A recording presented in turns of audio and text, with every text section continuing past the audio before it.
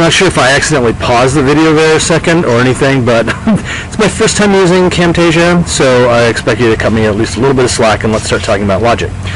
So the simplest definition of logic is it's the process that enables us to move from things that we do know about the world into things that we don't know about the world, right? So it's how, on the basis of a limited amount of information, we come to know more things. Let me give you an example that I think will cover lots of different senses in which we use the term logic.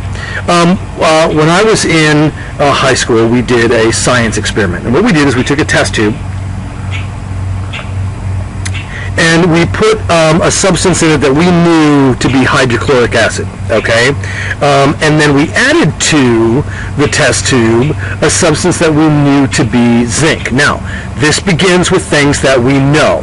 I know that that was hydrochloric acid, and I know that that is zinc. Now, that's just certain knowledge that I start with. Now, what happens is when you add zinc to hydrochloric acid, you get a gas that escapes from the test tube, right? Something comes out of it. And then you also get what's left. It doesn't look like zinc at all, and it doesn't look like hydrochloric acid either. It looks like kind of white crystals. So the question is, what happened? That's what we're trying to figure out here, right? Now, through a series of procedures, we were able to determine that the gas that had escaped the test tube was hydrogen gas, chemical formula H2, right? So I know that that's hydrogen. All right, what does that mean then?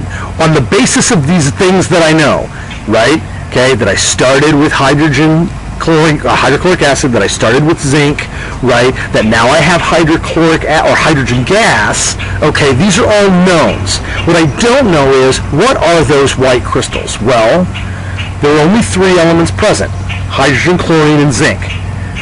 I know that the escaping gas was H2 hydrogen, and that means the only possibility is if it's not zinc, all right, which we determined that it wasn't zinc, okay, then it must be zinc chloride, right? Because if it's just chloride, where's the zinc, right? Okay, it's not zinc. I don't see zinc and an unknown substance. It's one substance. It's white crystalline. It's not hydrogen. It doesn't include hydrogen. Therefore, it must be zinc chloride. Now, that is logic, right? I didn't do anything to like empirically verify that that was zinc chloride. I did it inferring that it was zinc oxide, or deducing rather that it was zinc oxide from the data that I did have available. Let's step back and reflect, because one important rule to remember is that there are two forms of logic. The first of these rules of logic we call inference, right? And inference draws conclusions about a group of things, right? A class of objects like chairs or tables or birds, right? So a group of objects, a general claim, right? Based upon observations of a limited number of those objects, right? So it's drawing conclusions about birds based on watching birds, right? I'm going to say all birds fly because all the birds that I have seen fly. Right? That tells us something else there, right? Because you're like, what about penguins, Jim? What about kiwis? What about ostriches? They don't fly, right? Well, that's because inference at best can only produce probable truths, right? It gives us a probability, not a certainty. And the word probability, now this scares people who don't do science, right, and who are unfamiliar with logic, because what they see when they hear the word probably, what they hear is something like maybe, right? So it may be true, right? It's probably true. No, all that means in logic, mathematics, and science is that it hasn't been established to a degree of mathematical certainty. And so things that are not laws, right, in math are theorems, even though, you know, well, Pythagoras was only a theory, right? But it's not the same thing as when we use it kind of as lay people speaking. So let me give you an example of probability. As you can probably tell, I'm drinking coffee. It's in the mid-afternoon right now, so I'm drinking decaf. I'm not sure how I feel about that, but I find that caffeine affects me more than it used to when I was younger. Anyway, this coffee is hot, right? What would happen if I turned it upside down? Any guesses as to what would happen to the coffee that's in there, right? Well, it's going to spill, right? That's one of the yes, duh moments, right? If you turn this upside down, will the coffee come out? Yep, it absolutely will. Why, I ask you, will it come out? Or not why will it come out, because I'm not asking for you to explain the concept of gravity to me. I'm asking how you know it will come out, right? How can you say with so much certainty that the coffee will definitely spill? And your answer is that, you know, you've been around this big blue ball in space for quite a while, and every time you turn coffee cups upside down, right, the liquid comes out, okay? You've tried it with other cups, you've tried it with other shapes, you've tried it with other liquids, right? It's just going to happen. Every time you turn a cup upside down, the liquid spills out of it, right? Now, that's important because that's every single time, right? Let's go back to the idea when I was talking about birds earlier. I said, well, all the birds I've ever seen fly, therefore I conclude that birds fly. And you're like, well, Jim, you simply haven't observed enough different types of birds to make that sort of broad, sweeping generalization. Or maybe you were looking at all of the birds, but you weren't looking at different classes of birds in different kinds of regions or places, etc., right? You know that you can't judge all coffee shops by one coffee shop, right? You can't judge all airplanes just by the one that crashed. You didn't have enough observations, but this is not that case. You know, this is not good inference. We'll talk about that later, right? This is not a question of limited data. Every single time I have turned the coffee cup upside down and it's fallen. That's about as close to perfect inference as you can get.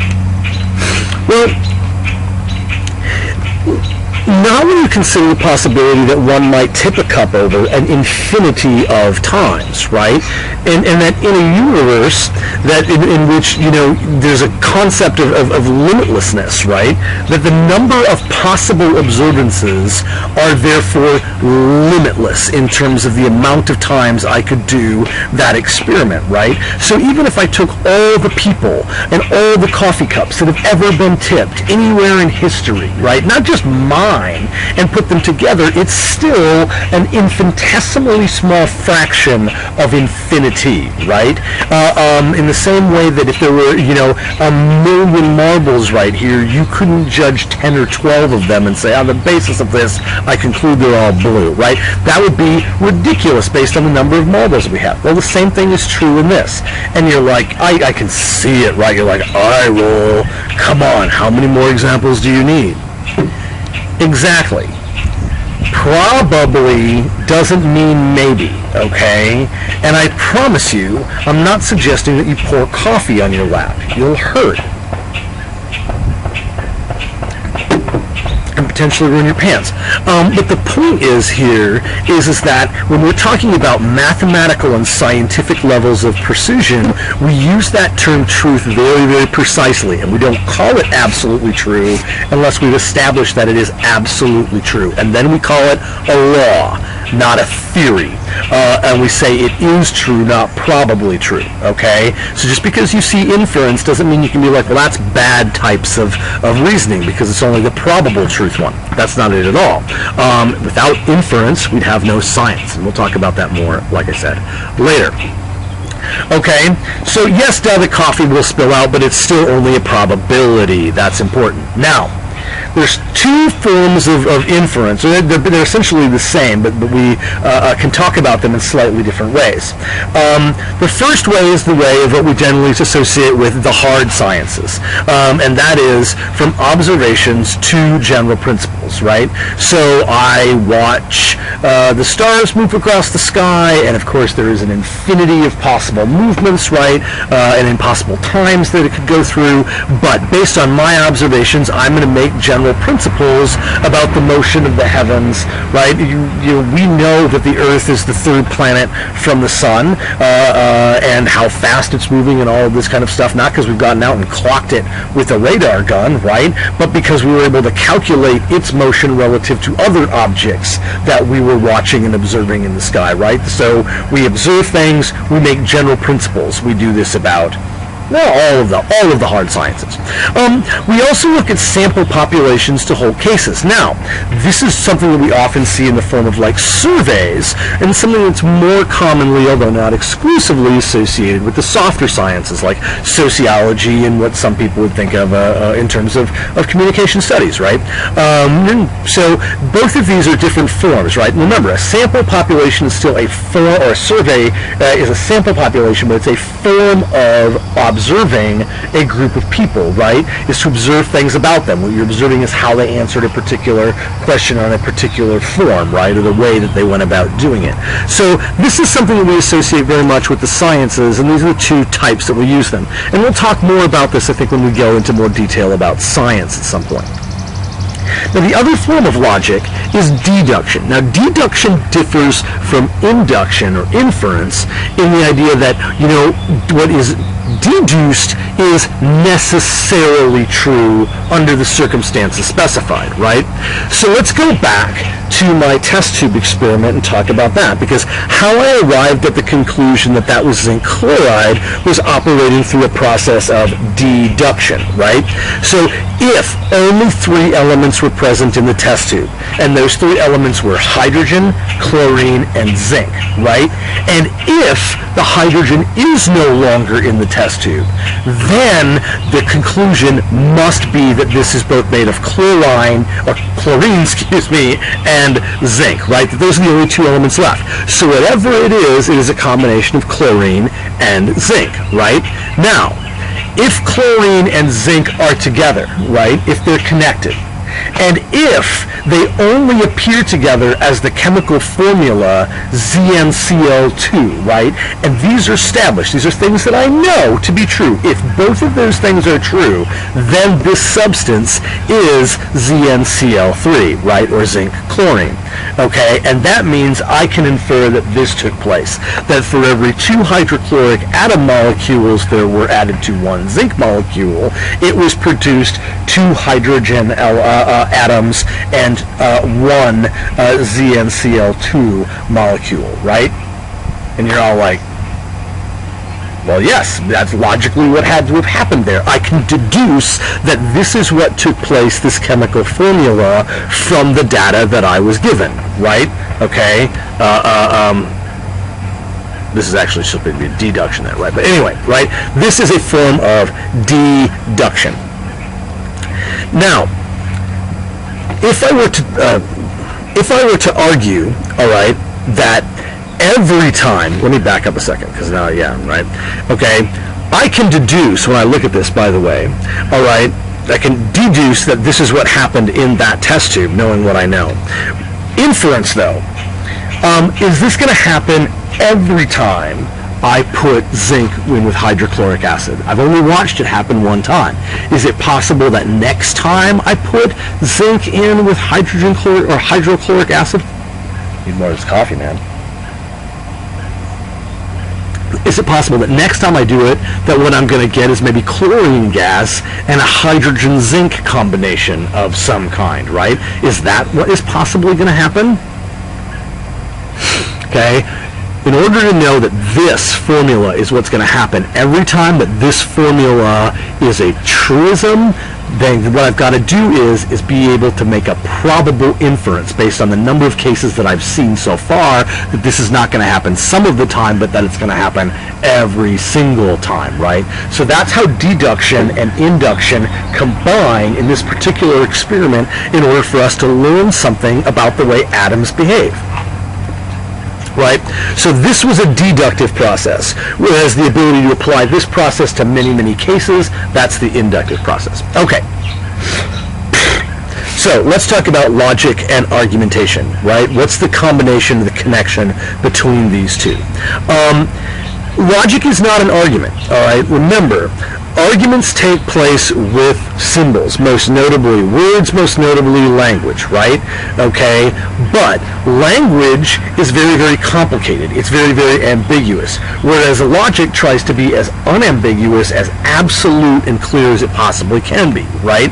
So, logic and argument actually kind of move in two different directions. The further you take argument, then, now you're stopping, or you're no longer trying to prove something, but what you're trying to do is convince somebody to accept that proof, right? And now we've moved from, establishing to proving, right, to persuading, which is a fundamentally different thing, right? So what's the combination between these two?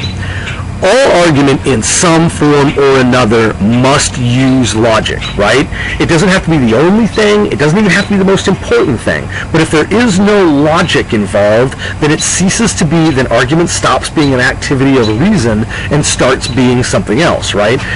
Some of your ethical theorists would argue that it is at the point where rhetoric has no longer any argument to it that it ceases to be an ethical form of rhetoric. And at that point, right, if there's no logic, if there's no logic, then it's not an argument. If there's no argument, then it's not ethical rhetoric. At that point, then it becomes sophistry and manipulation. The propaganda might be the word that we might use today, and I think that would be, I'm very comfortable with that as a formula. Anyway, all right.